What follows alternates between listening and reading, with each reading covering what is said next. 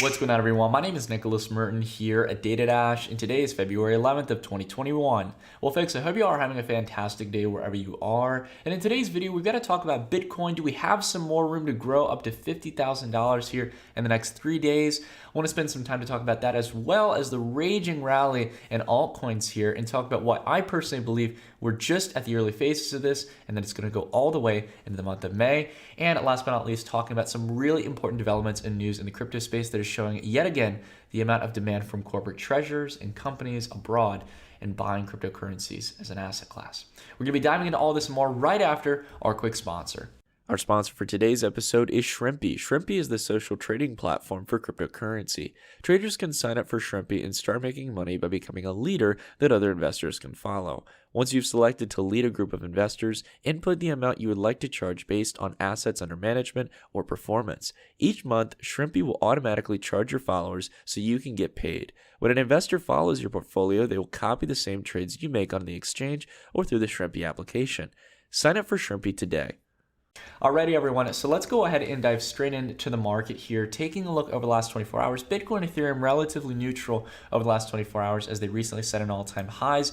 However, we've got a different story in the broader altcoin space. We've got many cryptocurrencies in double-digit territory to the upside. One of them, and the leaders in this case in the top 100, being the Graph, a crypto we bought recently in the Dash Report group, up 65%. 65% in the last 24 hours, up over 125% here over the last 7 days. And they're not the only crypto. There's a ton of other cryptocurrencies, some old legacy plays, as well as some new emerging DeFi plays in green territory here leading the market. So if you've got that focus point here overall, even though we do have some plays on the red or some plays cooling down here, if you've got that focus on DeFi, enterprise blockchain, the infrastructure plays, similar to what Chainlink has serviced in the Oracle space, you're doing fantastically well in this market for the broader sense of things. Now, I want to go ahead and just answer this question here that I think a lot of people are curious about. A lot of people are wondering, Nick, you've been calling for 50K Bitcoin in February. Are you still holding to your guns on hitting that big even level and possibly charting higher? I have to tell you guys, I don't want to go too far as to say what's going to happen beyond 50K, but I'm very confident we're going to hit this level very soon. And this is not only a good gain for Bitcoin in this case, but it's a very practical one to see. And the reason why is we've got vertical momentum here after this first initial part of the major rally breaking above the all-time highs. We can see here that the correction is not lasting long. And to be honest, we've got a ton of time left for the month of February. This was our initial projection. We were talking about this back here when it was 34,000, and we got that vertical push a lot quicker than expected due to Tesla. And Tesla is really the factor here that is going to change the game for the broader crypto space overall as a whole. And it's not just for Bitcoin here. I mean, again, we have to consider, guys, that there's a lot of room for Bitcoin to continue possibly growing, or at least testing those big even levels like 50K. There's also a lot of other room as well for altcoins in this space with increased liquidity and optimism in the crypto space. Just take a look at the projection we've had here, drawn up for some time here on the channel. Again, ever since we got the first initial week or two of rebound off of this historic support for altcoin dominance. I'll turn off the logarithmic chart just to see it more clear. We got that support rebound here, altcoins gaining a lot of optimism with increased liquidity. And what's really nice here is that if we take it to the daily, we can see here that after Bitcoin had its leap up, it took some dominance away from altcoins. Altcoins are gaining it right back. Valuations are soaring to levels we have never seen in the cryptocurrency space. And again, if we're considering here the overall total market cap, right, for the broader crypto space, we can see here that we've blown past the all-time highs. It's going to take a second for the chart to load here. Go ahead and bring it here on the weekly. Again, we got well above here the total market capitalization for cryptocurrencies. But most of this has been done through Bitcoin, as it initially starts out as. If we take a look at the secondary metric here, total 2, take a look at this. We just barely stepped above the all-time highs from back in January 2018 for altcoins. Take a look at the logarithmic chart. You guys think we're bullish yet? You think we've hit the peak just yet? I don't think so. This had been years in the making, guys. And what's so great is that people are starting to really realize that, unlike the last time around, of course there is speculation, there's all types of things that are playing a factor into the way price is moving. but there's actually some sense of fundamentals. There's some narrative here that actually makes sense, and it's decentralized finance. And I'm so excited to see the broader ecosystems as a whole kind of rallying around this value proposition. I think some are doing it here to chase the trend. They want to be the edgy project that's doing what's cool and what's hip and what's going to attract capital and investor interest. But at the same time, like, there's actually some really cool competition brewing here and building of applications. And as someone who's been building in DeFi for some time and following the space, it's really exciting to see and to think that we've got a lot more market potential here for the broader crypto space. Now, again, the broader DeFi space has been really interesting as a whole, but we've got an interesting factor here of the corporate buy-side pressure. And this is a story for both Bitcoin and the broader crypto space. We can't be silent in thinking that it's just Bitcoin that corporations are going to be picking up in the long term. It is going to be the first candidate, of course. It's seen as that corporate treasurer asset, that reserve asset that has a finite supply. It has probably the best monetary policy in the broader crypto space, and it focused as a community on servicing that one need of being a treasury asset. So of course, Bitcoin is going to be the first one that companies start picking up. And with MicroStrategy and now Tesla being the second largest corporate holder of Bitcoin, we can see here that there's a long list of companies that are starting to join the ranks here. And with Tesla joining in, this changes everything, guys. It's no longer a small, medium-sized tech company using its entire balance sheet, or crypto-based funds like Galaxy Digital, or some mid-sized insurance funds, or revolutionary or like kind of leading frontier payment companies like Square that are helping to simplify point-of-sale systems. No, it's not that anymore. It's the largest, in this case, the largest emerging automotive manufacturer in the United States for electric vehicles. Which, bear in mind, their stock has almost rallied from a couple $1 billion back in 2019 to nearly $1 trillion this year. The world is going to listen to this. And I gotta say, again, above all, like, this is just cutting the surface here, guys. And what you'll start to notice here is that, again, with Tesla, how much they spent $1.5 billion to acquire this. It couldn't even get near, in this case, to what Michael Saylor and the team at MicroStrategy had purchased because they were early to the trend, right? But again, I think above all, even if people start acquiring a lower tier of Bitcoin, they're paying a premium in this case. They are that buy-side pressure. And en masse, with all these companies coming on board, people have talked about Apple possibly, Microsoft, a variety of different tech companies. I don't think they're going to be left in the dust. And with Tesla doing this, it makes it a lot more normalized, to be honest. And it makes total sense here, guys. Hey, take a look at Grayscale here, right? Above all, Grayscale has been accumulating like crazy. $35 billion in assets under management. The trend here for Bitcoin has been nothing but growth, even into increasing prices. Take a look at the ETH fund as well here that they have for their exchange trading note for Ethereum. Adding over 140,000 new Ethereum here in this case towards their portfolio here over the last couple of weeks, just the last 2 weeks. It's really exciting stuff, guys. This explains the move in price. And just to kind of show as an example here, with a total AUM figure for Grayscale being around $35 billion for their cryptocurrency products, this is putting them at a rivalry with one of the largest ETF funds, ARK Investment. They're around $53 billion. And I gotta be honest, it hasn't been growing as much as Grayscale has with their cryptocurrency-based products. Will ARK make a move into it? Will other major funds make a move into starting to acquire crypto and offer these ETF services to the people they know, trust them and their brand for their financial products? I'm really interested to see more people move into the space from traditional markets. And speaking about that in the sense of actual fundamental developments in the traditional tech space. Look, I'm again, in this case overall, I think that they're a little bit late to the party, but at the same time, this is a major move. MasterCard, as well as we know by now, a lot of major providers are starting to accept payments in crypto later this year. So we saw PayPal in this case talking about crypto adoption in some sense in different various forms. And now we've got MasterCard possibly talking about not only allowing crypto payments in their payment systems, right? So basically allowing merchants to accept crypto. But outside of this as well, there's some big important details that a lot of people might not pick up from the headline here. So we'll go ahead and I want to scroll down here. There's a certain part here that I want to focus on. So it's right here in this case. So previously, MasterCard supported limited cryptocurrency transactions through its crypto card partners WireX and Uphold. two of the kind of larger companies when it comes to debit card solutions in the crypto space. But those programs only cover payment, not settlement. The coins are converted to fiat currency well before reaching the merchant. So what we've had here is actually a net negative for the cryptocurrency space originally. All these programs like WireX and Uphold, and no badgering towards their products, they were just following with what they could do at the time, was basically taking your crypto and putting it through a matching engine, selling the crypto on the market, and on their line of credit or their line of capital, paying for the goods and services for you in this case. Something along those lines. I don't want to speak for them. I don't know the intricacies of their back-end infrastructure, but that's generally how most of these providers work.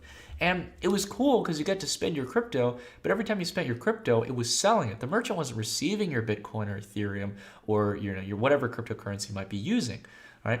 So in this case overall, it's very exciting to see that you may be able to actually send that crypto through and the merchant can actually receive that crypto in the currency that it was intended to be. So being able to actually receive Bitcoin for payments, scaling out cryptocurrency payments to millions of users across the world. That would be huge. And outside of this as well, they also talk about stablecoins playing a very big role in this, because this quote here summarizes, again, the mindset that many people are in. And to be fair, it's true. Many of today's 2,600 digital currencies today fail to do this. They fail to simply serve as a non-volatile currency for merchants. Merchants don't probably want to receive something that can go up 50% or down 50% in a single day, right? So again, I think that overall stablecoins are going to play a major role in this. I'm very excited to see how they continue to do so. We've been talking a lot about stablecoins, and one chart that I always bring up here, we talked about it in the Dash report a long time ago, is the stablecoin index, the total market capitalization or supply of dollar stablecoins in the market, from stablecoins like USDC, USD Tether, DAI, all these other cryptocurrency stablecoins, up to $42 trillion in liquidity now. Just back in March of 2020, we were sitting around $5.8 billion. We're going to be coming up here in March, probably, if this continues at the pace that it's at, nearly close to a 10x in overall stablecoin liquidity. Whether you look at it the standard or logarithmic chart, guys, we are in the second wave for stablecoins here. And this is the new on-ramp into crypto. It is the new way for liquidity to flow in, both for retail and institutional capital. And I'm very, very excited to see the trend continue to grow, because people usually are very negative against stablecoins, but they're actually very beneficial for the crypto space, as it's a new bridge of liquidity where you can be autonomous and own your stablecoins like you would dollars in a wallet. So it's very, very cool. Now, one thing I wanted to talk about as well here, guys, because I know a lot of you have been following it since I talked about it as I came on as an advisor to the project back earlier on in December of last year, is the Warp token and Warp Finance, a protocol that allows people who, as many of you know in this case, who have utilized protocols like Uniswap, they're liquidity providers that allow people to actually make those swaps. And those LP tokens can be made as great collateral. Well, the good thing is that Warp Finance has not only been live in this case, where it's been functioning as of recent, but outside of that as well, today they're finally launching the Warp token. So if you guys are interested, you can check out the article through their Medium. You can check it out as well. It'll be tradable on Uniswap. So take a look into it again. We're going to be getting it listed in Digifox as well once it drops live here soon, guys. Again, one of the more interesting projects in the cryptocurrency and DeFi space more specifically, because for me personally, I think this idea of being able to build better collateral is really essential for the broader cryptocurrency space and DeFi. Utilizing, as we talked about earlier, much like in payments, utilizing volatile currencies are probably not a good solution. It's also not good to use volatile currencies as collateral, as when you have major rallies, it can be good, so you can, again, open up a line of credit, but also when things go south, it's not very good. Whereas in the case with Warp, they're able to balance using volatile currencies like Ethereum, these kind of reserve assets that are used in the DeFi space for trading and investing, and pairing it with a stablecoin pair. That's what you get basically with the liquidity provider tokens. You get a nice balance where you'd basically need a 75% move lower in Ethereum from the time you opened up your position as an LP for you to actually get liquidated. So it's a really good system here, and I think it's going to add a whole new line of credit to the crypto space overall and open up a ton of new opportunities to tap into that value that's just sitting there. Now, outside of this as well, I've had some people ask me about PancakeSwap. It's picked up like crazy as a recent, and as you all know, I'm a big DeFi head, so I want to definitely talk about it. The thing about Pancake Swap for me in this case is that it's, and just to provide some context before I dive into it, it's basically the central #1 point for everything DeFi and the Binance ecosystem at this point. It is the third largest automated market maker, actually technically the second largest. I think it had passed Sushi in the case of volume as a recent. But overall, I want to go ahead and give the positive take and also, I wouldn't say per se the negative, but again, just the skeptical in this case. I have to say the really positive thing here is that PancakeSwap has dominated the Binance chain, smart chain ecosystem. It's really nice to see some more competition coming into this space, something that's much more affordable to the everyday user. I will give it that. And I have to be honest, I definitely missed the train on this, to be fair, guys. There's a lot of things we called right this year, but I really didn't see the Binance ecosystem picking up as much as it has.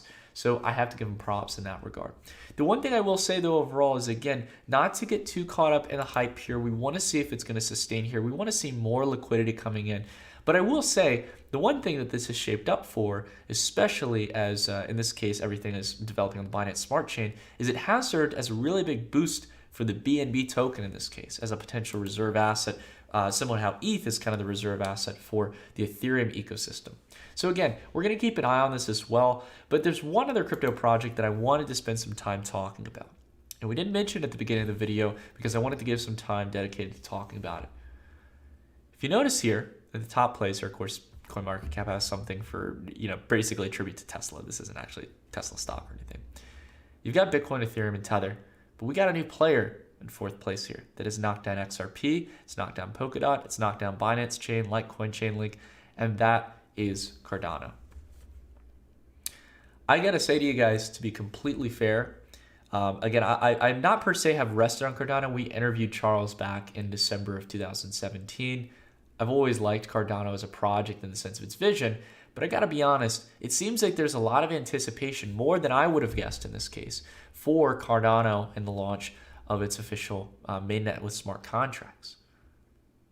I gotta give him credit for it. It's really nice to see Cardano getting to this point, and I'm interested to see if a variety of projects move over to the Cardano blockchain, because this is probably the closest that an Ethereum competitor has gotten towards Ethereum here. And it's still a fraction of the valuation of where Ethereum is. But I gotta be honest, Cardano's gotta really impress. It's gotta bring over a lot of those players into the Cardano ecosystem. We've been seeing, again, the Polkadot ecosystem. You can even see CoinMarketCap as a section for this. Polkadot and a lot of other plays have really started to bring in a lot of traction. I haven't seen that yet with Cardano, and I'm interested to see if we will see that with the launch of the overall smart contracts on the Cardano blockchain. The critical thing that I want to talk about here is the investment perspective. A lot of people are curious, but Nick, are you buying Cardano? Are you bullish on it? Are you bearish on it?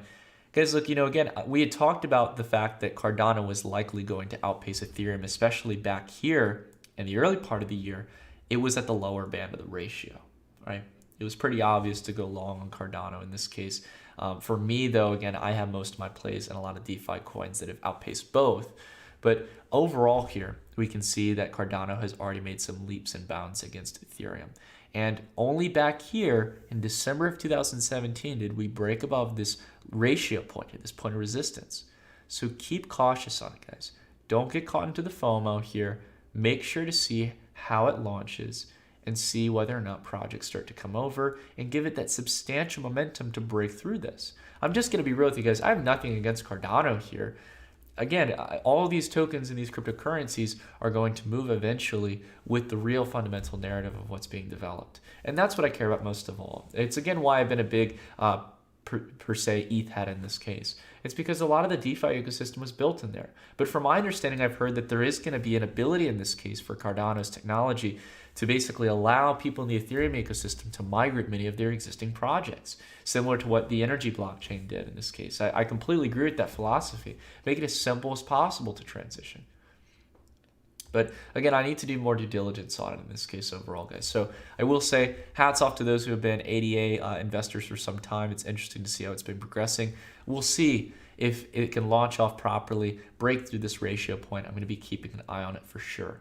Anyways, guys, that's it for today's video. I appreciate you all tuning in as always and listening to me ramble. If you like this video, the best thing you can do is drop a like. And if you're interested in getting started with crypto, you can always check out the Digifox wallet, a wallet that I created down below in the description, as well as possibly considering setting it for the Dash report.